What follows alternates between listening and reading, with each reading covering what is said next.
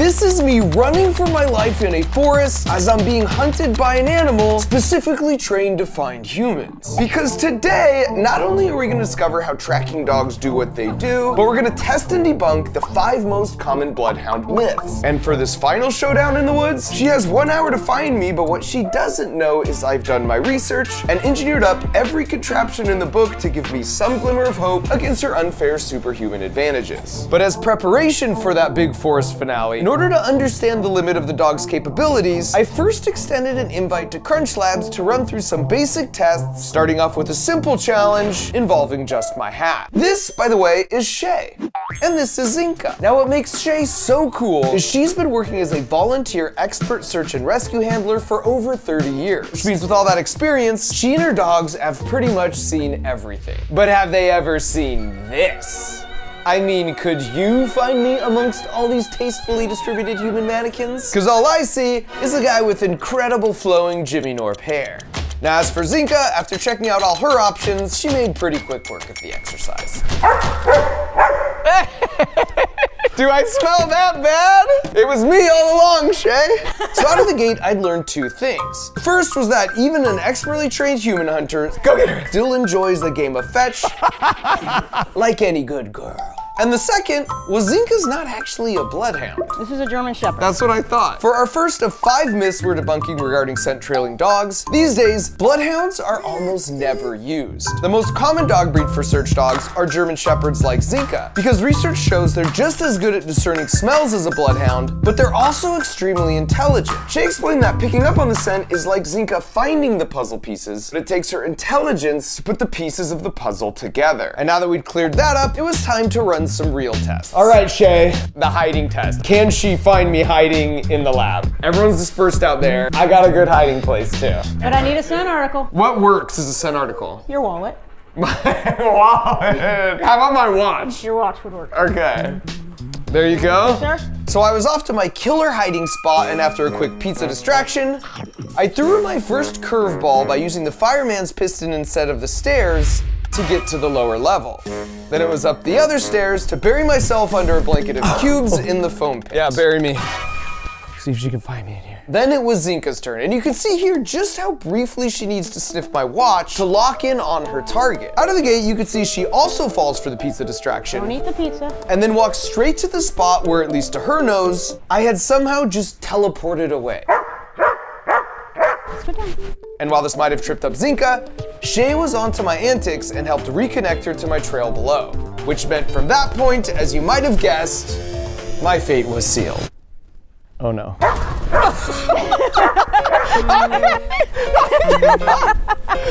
give up! Well, I'm gonna get you on the next one. Okay, Ryan, are you good at hide and seek? How good? This good. Whoa! For this next round, I wanted to test something Shay mentioned to me that I found really hard to believe. If multiple people touch an article, they can scent discriminate and find 1 person out of all of them. I need some volunteers. I just rubbed this on their arms, right? Basically, 6 of us combined all our scents onto a single paper towel with a brief arm rub. Then only Ryan jumped in with 15 other decoys and went to hide throughout the lab. And as long as the other 5 of us started off next to Zinka, apparently she could do the math, isolate just Ryan's scent as the missing one, then identify it among 16 decoy scent trails that led down the stairs, which is just certifiably bonkers. That's it? Yep, let's go search. This, by the way, is where that puzzle-solving intelligence I mentioned earlier, I know where he's sitting. She's going right there. comes into play. It's borderline witchcraft. That was nothing short of magic. What the heck is going on? She's gonna tell you. Which honestly I took as a challenge. So we doubled the number of arms to rub on that single paper towel to 12, which meant she would now have to isolate the single missing person from the 11 others, then track only that scent amongst all the remaining decoys. That's crazy. So she's eliminating all of them right now. Let's go search. Dude, no way. And honestly, this one somehow seemed even easier for her. No way! Girl! Bonkers! Good work. Actually, bad work. You got found. I lost another bet. For the final test, I wanted to investigate the potential myth that the reason Zinka can uniquely tell us apart is because she's actually detecting trace amounts of everyone's unique DNA left behind in their skin cells. That hypothesis would also explain why even though my hat, watch, and arm all smell totally different even to my untrained nose, she still knows they all belong to me. The problem was that to test this myth, I'd need to somehow find two people with exactly identical DNA. But as chance would have it, Welcome to Crunch Labs. so the plan was to get a scent article from one identical twin but not the other, and then see which one Zinka would go for. Go hide. To remove any doubt, we had the wrong twin hide in plain sight exactly along the path to the right twin. And there was no question, Zinka skipped the twin to secure the win, which meant the DNA sniffing myth was busted, and Zinka is in fact just picking up on complex scent molecules that contain unique chemical compounds for every single person. And at this point, while I was clearly outmatched, I'd already identified a few potential chinks in Zinka's armor that I could exploit for our final showdown in the forest. But I could only learn so much inside Crunch Labs with only 25 volunteers. So what if I could find several thousand volunteers on a much, much larger playing field? And this beautiful college campus in Berkeley, California, provided me the perfect opportunity. My thought was that having now moved outdoors, the plethora of interesting aromas in every direction might obscure my own scent trail. On top of that, having arrived a little early, I had some opportunities to covertly pass around some of my scent molecules before finally receiving the word it was go time. There's no possible way you're gonna find me, girl. What do you need from me? Scent article. Like a sock? A sock would be great. Sorry, girl. Me or her? Both of you. And with that, I made my grand escape with a generous 45-minute head start. Okay, there are people everywhere. It's like really windy today. The wind's going this way, so I kind of want to like go this way. Keep my scent downwind. There was no time to waste. There was barely any time to waste, and so I did what I could to leave my personal molecules behind all around campus. I wasn't exactly sure what it would take to ward off Zinka and Shay, but whatever it was, parkour! I just knew it had to look cool. She'll never figure this out.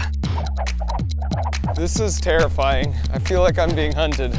I guess because that's exactly what's happening. There's a bunch of people over here. I was going for a big loop once I saw the number of people gathered in the quad, when an opportunity presented itself for me just to express some heartfelt appreciation to some good folks who subscribe to my channel. Here you go, hug it out. Thank you. And to be clear, this was kind of my checkmate move. A dog might be chasing you in a second. Be cool. Hey, give me 5. I'm being chased by a bloodhound. I give you 5. I'm being hunted by a bloodhound. Really? Go that way. There is no possible way this dog is gonna find me. The worst part about all this is I have no sock on my right shoe. I'm actually parked up here in a garage. If this dog finds me, welcome our canine overlords. I'd made it to my final hiding spot with a few minutes to spare. That's my car. This is basically a massive Ziploc bag. All right, I'm laying low here in my car. I feel the need to whisper, even though there'd be no way she could hear me. But not long after, the timer was up, Let's go search. and Zinka quickly got to work. And right out of the gate, I tripped her up as she stopped at my bench for a good long while. But eventually she realized I was more than just a bench, and she carried on her search. I don't really have any inclination as to whether or not she's found my scent or not. And while she wasn't that interested in my selfie friends, the same can't be said for the campus squirrel population. Nope. Leave it. I'm gonna pull a dirty trick. I'm moving spots. Is this cheating? Absolutely. And unfortunately for me, she just totally short-circuited my clever loop maneuver. But then she seemed to get caught up with all the scents in the trees and bushes near the parking garage. And while stopping to smell the plants didn't save me, this is terrifying. When she beelined for my original parking spot, I thought I might actually be in the clear after all. But not even my dirty tricks could overcome her lock on my dirty socks. No way! What the crap? No way! Did you find it? How is that even remotely possible? Does it smell that bad? So while I did have some very minor victories amongst all our testing, I knew I needed to consult someone who had been here before. Someone who was a personal hero of mine and the true OG when it comes to busting myths. Mr. Adam Savage. The cave. You have been here, but it's been a few here, years. But there's nothing like actually being here. The organized chaos of it all. And so after briefly soaking in his incredible cave of wonders, we got right down to business. I'm here, Adam, because I need help. Bloodhounds, am I right? Though that was one of my favorite sets of episodes we ever did was the Bloodhound. In addition to talking about everything he's learned about scent trailing dogs over the years, we talked about the best mental model for even understanding how Zinka's brain works. Because one way to think about it is everywhere you go, you leave behind a trail of scent molecules. In fact, it doesn't matter if you're walking or even standing still, you shed 40,000 dead skin cells into the air every minute. So to a dog's nose, the trail of all those skin cell scent molecules might look like this with a unique color for every person. But instead of 6 unique colors like you see here, she would need to have at least 8 billion unique colors since she can ostensibly tell everyone on the planet apart down to identical twins. Additionally, if she knew your scent and then you used a different soap for that day and tried out a new cologne, she would still know you as your exact same color. And that might seem like crazy magic, and it sort of is. But to give you some sense of how a brain might work that out, let me ask you a question. Do you recognize this person? How about this person? Or this one? We kind of think of it as no big deal, but your brain also just identified Steph Curry out of 8 billion people on this planet, which is pretty cool because our brains don't have that same unique identifying capability for, like, say, every tree or rock you meet. And furthermore, just how Zinka's nose can pinpoint me if I'm wearing a different cologne, you can still tell it's Steph Curry even if he's wearing a hat or sunglasses, or heck, even both. To continue the analogy further, the way her brain catalogs my unique scent from a sock is the equivalent of the way our brain catalogs a unique face from a missing person flyer. And to further defend the capabilities of our own species, for myth number 3, it's actually not true that across the board, we're 1,000 times worse than a dog at identifying smells, because in a few areas, we're actually better. For example, you can practically smell this footage here, right? That's because we can identify the chemicals that enter the air after freshly fallen rain at 1 part per 10 billion. That's 100,000 times more sensitive than a shark's nose when identifying blood. We know in the desert, camels rely on this scent to locate sources of oasis water, and so it stands to reason it provided an evolutionary advantage to our ancient ancestors as well. Now, as for Adam, I'll return to some additional advice he gave me in just a minute, but for now, after of course having him sign my original Mythbusters blueprint, I showed myself out the door. I might take a few things on my way out. No worries, man. Whatever you want. You heard him. Here we go. So after my discussion with Adam and poring over all the footage from all our tests from every angle, I was feeling a renewed confidence. I'd pinpointed a few of Zinka's weaknesses, and if you were paying attention, you might have picked up on a few of them as well, which meant all I had to do now was exploit those weaknesses with a 12-second build montage.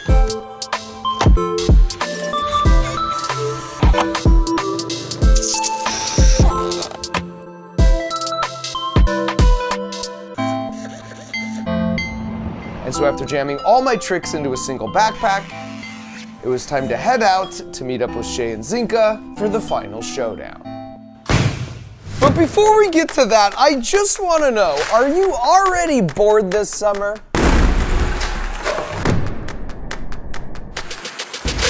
Because if so, oh boy, have I got the answer for you. And it's called Camp Crunch Labs. Kind of a 12-week virtual summer camp featuring weekly videos with mega experiments that I do, and then weekly challenges that you do. And the best weekly challenge submission of the whole summer gets a platinum ticket to come out right here to be in the 12th and final summer camp video with me. On top of that, usually the Crunch Labs build boxes, where we build a really fun toy together, where I teach you all the juicy physics of how they work, comes every month. But to coincide with the Camp Crunch Labs weekly videos and challenges, you have the option to get them every week. Yes! Look! So if you want a 12-week summer camp where you can learn to think like an engineer with 0% chance of sunburn or mystery meat casserole, head to campcrunchlabs.com where you can reserve one of the limited spots, and I'll see you at summer camp. All right, Shay, I got my bag of tricks. May the best human or canine win. Here we go. It's game on. And thus began the final showdown. My plan was to lay 7 traps for Zinka and Shay along a route that I had secretly predetermined. And the rules were, once I'd set all my traps and arrived at my final position, Zinka would begin, and if she couldn't track me down in less than an hour, I'd be declared the winner. And shortly after regretting not having checked the weather forecast, Picked a bad day to wear a down jacket. I was ready to set my first of 7 traps. From Berkeley, I knew my socks really stink, so I would tie one of my extra smelly soccer socks to a drone and set it on a timer delay, and then I would sneak off down a side path. And of course, I knew my body would leave behind way more scent molecules than my sock, but the time delay would mean that when the drone flew the pre-programmed flight path, eventually veering off the road and releasing the sock from the servo motor in the bushes, that scent would be much more recent and fresh for Zinka to hopefully follow. All right.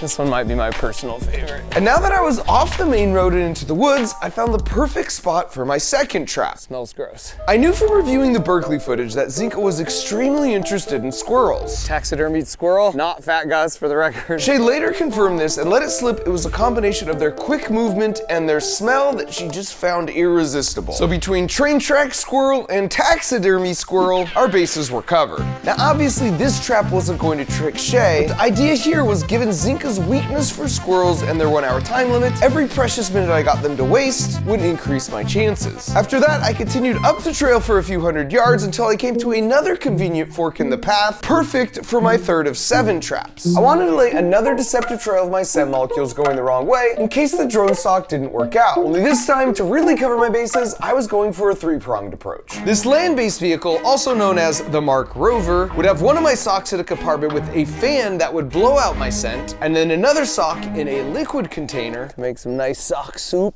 that would spray out my scent in case the scent molecules would bond well with the water. And then for the third, since I was out of socks, the part I'm not looking forward to, I'd have to go straight to the source. Using a cheese grater, I harvested some actual pieces of meat combined with some sawdust, so when the time came, it would slowly leave behind an overwhelming trail of meat along with the other 2 methods as the rover misleadingly roved along. And by the way, these weren't just Hail Mary ideas, because we ran some tests with Zinka showing she could easily isolate my scent using all 3 of these approaches. We got earth, wind, and water, the trifecta. What I don't have is a change of socks. Dang it. So with everything set and the rover timer counting down, I socklessly set out to set up trap number 4. And this next one is a doozy. This is basically a massive plane and propeller, just without the plane. The thinking here was I really confused Zinka when I used the fireman's piston because my scent trail just seemed to stop. Additionally, after reviewing the Berkeley footage, I noticed the reason she got caught up on the bushes outside the parking garage was thanks to the strong crosswind blowing my scent off the sidewalk. So what if I took that to 11 with some 95-mile-an-hour hurricane force winds?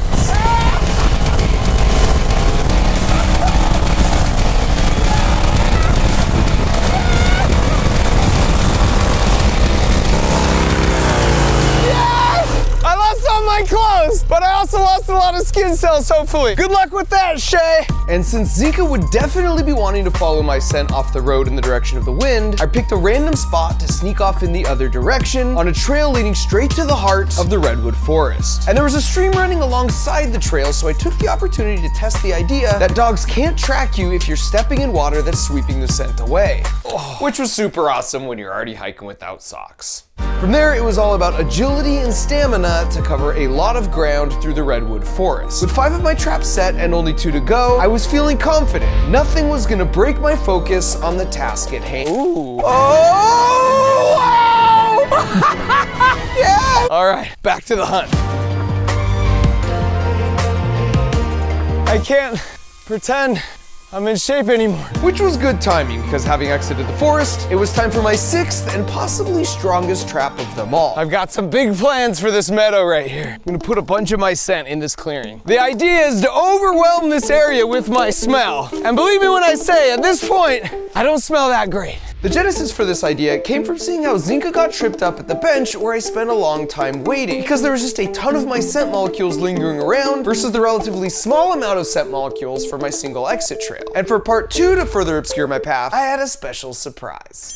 the bunny suit. I spent about 5 months wearing one of these every day at NASA as I tested and integrated my hardware on the Mars rover. As you can probably guess by now, the purpose of those bunny suits is to keep in those 40,000 skin cells per minute that we shed so we don't send the rover headed to Mars looking for life, contaminated with life of our own. And so with my bunny suit on, I would practically become invisible to Zinka's nose for my escape. Let's go. But to further tip the scales, I held my breath as I ran away. And if by some miracle Shay and Zinka made it this far, I had 2 final tricks up my sleeve. I knew Zinka was incredibly motivated by food because she would go for any morsel that was left out. Plus, that's how Shay rewarded her when she successfully found her target. And in one of our conversations, Shay let it slip that her favorite foods were chicken and cheese. And wouldn't you know it, but I just stumbled upon a bunch of chicken and cheese. That's gonna take her the wrong way down the path. Oh yeah, that's a good meal. And then if somehow she tracks me all the way up here, I'm walking right in front of these mini fans. So all my scent goes out into the valley. And this is where I will sit, monitor all the proceedings. All right, team, I am in position. If she's ready to go, we can start the timer. Need to go. Okay, clock starts now. She has an hour to get through all my traps. I just have to sit here and wait. Not long before they started, my drone had taken off right on schedule and dropped the payload on an unsuspecting bush. And exactly as I'd hoped, Zinka got to the fork in the road and you can see her trying to work things out as she starts heading right towards the sock bush. But then you can almost see the moment when she realized that it wouldn't be a typical search. All right, Mark, the drone sock didn't work. She went right by. Oh no. There was no doubt at this point I was dealing with a true professional. But I was confident that with the right distraction, I could throw off her game and waste a considerable amount of their valuable time. Well, she loves the squirrel. Of course she does. What's not to love? Did it throw her off? It did. She's got her back on track. This actually brings us to our 4th of 5 myths. These dogs aren't working alone. It's not just a thing that the bloodhound can do. It is a partnership between the bloodhound and the handler. You don't get one doing their job at the highest level without the other. And in hindsight, I guess this seems obvious, but it wasn't something that had occurred to me. Shay's there to help Zinka stay focused, and if she's stumped, Shay can help think up different ideas to help her find the trail again. Just like when I jumped down to the first level and Zinka was sure I'd teleported until Shay deduced what probably happened. Hopefully they lost valuable time there. That counts for something. But Shay wouldn't be much help at the next fork in the path, where I was pleased to hear the Mark rover had initiated its time-delayed journey exactly as planned, dutifully wafting, spraying, and littering a fresh trail of me as it roved all the way down the path. This was a massive level up from the drone sock, which meant they were going to get so tripped up it almost felt unfair. Nope, car didn't work. What do you mean it didn't work? Did she at least follow it a little? Just a little, but really where you were walking. She went back on track. Not cool, Zinka. Not cool. No way she gets by Mega Fan. I'm calling that right now. I lost my jacket and one of my 37 hats to this monster, so I really wanted this to work. And this time, I was not disappointed. It looks like Megafan might be working. We got a hit. She's moving in the same direction as that wind. She really seemed to be confused about what her nose was telling her, and sensing this and seeing the massive fan, Shay put 2 and 2 together and called her back up to look elsewhere. But then when Zinka hit on my actual escape route, Shay assumed it was another bad signal and called her off again. And this is where you can really see the mutual trust they have for each other, because eventually Zinka circled back as if to say, nah, I know it. This path is totally right. At which point Shay understood, and they headed down into the redwood forest. She's back on track. What? Take the bait. Dang it. It sounds like that was my closest one so far. It's the ravine and the water. This could be good. She seems to really love the water. She's frolicking along. Frolicking. This seems to be the fastest. What do you mean the fastest? She's moving along the path the fastest. Seems like the smell is right on the water. Oh, good.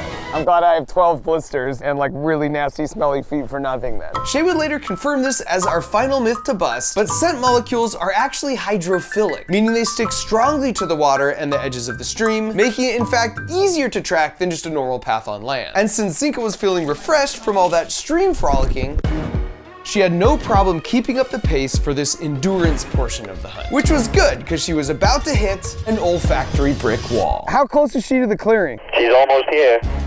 Okay, I think this is where it's game over. I'd spent about 20 minutes just trudging around this clearing. Now you're done? You're on a roll. leaving an overwhelming number of my scent molecules behind If she gets too discouraged because she can't find me, let me know and I'll come down the hill. before putting on my NASA suit for my quick escape, which meant, at least from the perspective of her nose radar, I had effectively disappeared. Wow, no hesitation. He went right through. What? Really? Zika, you're killing me. I think my minutes are numbered. Ah! She is on her way up this hill. She's got about 15 minutes left, but if the chicken and cheese could just distract her enough, I may have a glimmer of hope here. Nope. Get to work. Hey, get to work. Oh, it totally worked. Yes! Pinky, come on. Get to work. At the second bowl now. I know, those are good. Oh, she's got a whole bunch of chicken and cheese. She's working her way up the bowls of the chicken and cheese. Munching away. That's good. Leave it. Clock's ticking, Shay. If I'd only quadrupled my chicken and cheese order, I might have stood a chance. But as it was, she immediately backtracked down the fork and headed straight for me. It's nerve-wracking. But then, at what only could be described as an 11th hour salvation, the final 3 fans seemed to trip her up, and she second-guessed herself, heading back down the path. It's interesting, she came back down towards the bowls. Come here, think, come on. Oh, more. Okay, scratch that. Knowing there was time to spare, she apparently was just flexing on me and double-checking the bowls were in fact completely empty. So with a full belly and the proud gait of a winner, she led Shay around the bushes to my final hiding spot. No!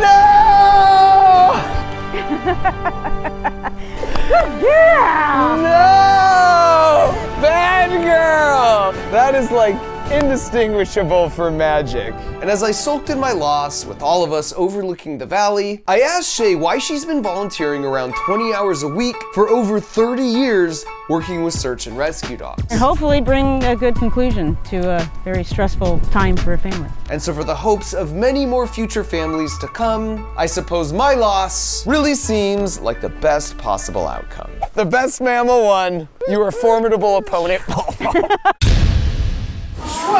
In my ongoing quest to be the favorite uncle, I built a fire extinguisher powered hovercraft. And then I challenged my nephews to make it across my human-sized glue trap. Now these are both part of Camp Crunch Labs, which is a virtual summer camp to help you fight both boredom and summer brain drain. But it's also an example of the type of juicy content that's just automatically included when you have a Crunch Lab subscription. That means on top of just getting the boxes delivered right to your door every month, where we build a really fun toy together as I teach you all the mind-blowing physics of how they work, you also get exclusive access to stuff like behind-the-scenes content from my main channel videos. On top of that, Crunch Labs is a real place, so every month we randomly select one box to slip in a platinum ticket, and if it happens to be your box, then you're coming out right here to design with me and my team for the day. So if you want to unlock the superpower of learning how to create and build whatever you can dream up, go to crunchlabs.com or use the link in the video description to learn more. Thanks for watching. Yes, nailed it.